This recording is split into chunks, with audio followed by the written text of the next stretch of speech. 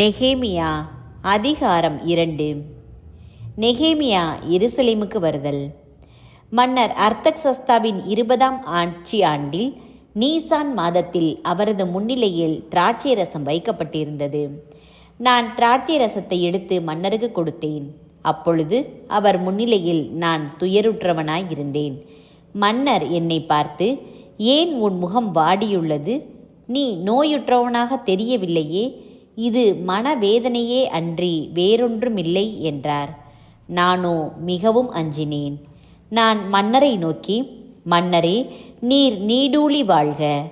என் மூதாதையரின் கல்லறைகள் இருக்கும் நகர் பாழ்பட்டு கிடக்கும்போது, அதன் வாயில்கள் தீக்கிரையாக்கப்பட்டிருக்கும்போது என் முகம் எப்படி வாடாமல் இருக்கும் என்றேன்.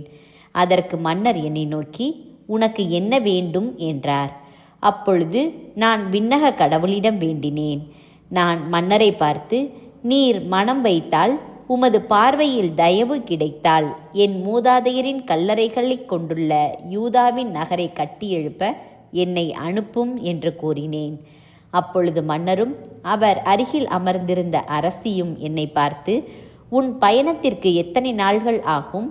எப்பொழுது நீ திரும்பி வருவாய் என்று கேட்டனர்.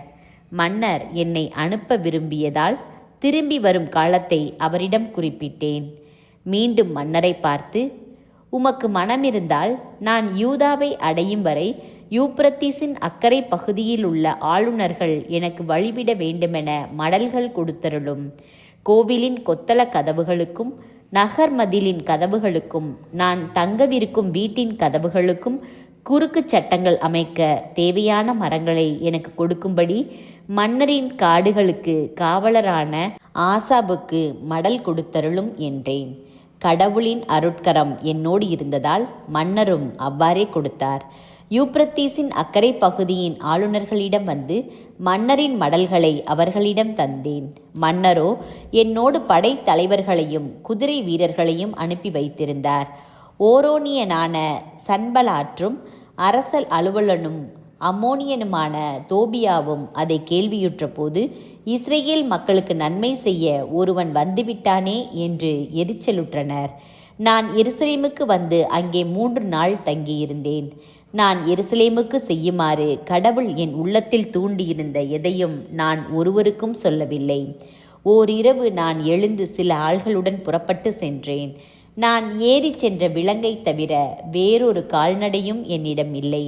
நான் இரவில் பள்ளத்தாக்கு வாயில் வழியாக வெளியே சென்று நரி நீரூற்றை கடந்து குப்பை மேட்டு வாயிலுக்கு வந்தேன்.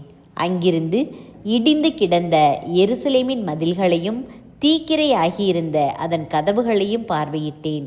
அங்கிருந்து ஊரணி வாயிலுக்கும் அரசனின் குளத்திற்கும் சென்றேன். ஆனால் நான் சவாரி செய்த விலங்கு செல்ல பாதையில்லை. எனவே இரவிலேயே நான் ஆற்றோரமாக நடந்து சென்று மதில்களை பார்வையிட்ட பின் பள்ளத்தாக்கு வாயில் வழியாக திரும்பி வந்தேன். நான் எங்கு சென்றேன் என்றும் என்ன செய்தேன் என்றும் அலுவலர் ஒருவருக்கும் தெரியாது.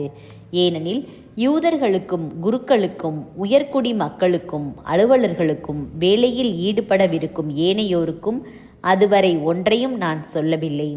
பின்னர் நான் அவர்களை பார்த்து, எவ்வித இழிநிலையில் நாம் இருக்கிறோம் என்பதையும், எருசலேம் பாழடைந்து கிடப்பதையும் அதன் வாயிற்கதவுகள் தீக்கிரையாக்கப்பட்டிருப்பதையும் நீங்களே பாருங்கள். எனவே இனியும் நமக்கு சிறுமை வராதபடி எருசலேமின் மதில்களை கட்டி எழுப்புவோம் வாருங்கள் என்று சொன்னேன். என் கடவுளின் அருட்கரம் என்னோடு இருந்ததையும் மன்னர் எனக்கு உரைத்ததையும் அவர்களுக்கு சொன்னேன். அவர்களும் வாரும் கட்டுவோம் என்றனர். நற்பணி செய்ய தங்களை தயார் செய்து கொண்டனர்.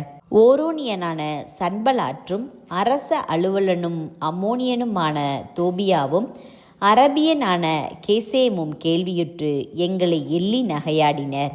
நீங்கள் என்ன காரியம் செய்கிறீர்கள்? நீங்கள் மன்னருக்கு எதிராக கலகம் செய்ய போகிறீர்களா என்று கேட்டனர்.